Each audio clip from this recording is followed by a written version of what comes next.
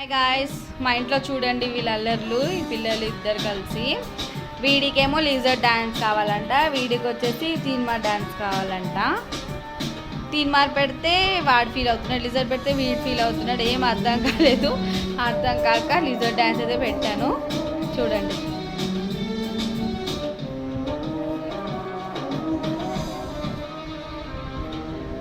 ఇప్పుడు ఇది తీసేస్తే వీడు అరుస్తాడు. చూడండి, లెట్స్ క్యాప్చర్ హిస్ ఎక్స్ప్రెషన్స్.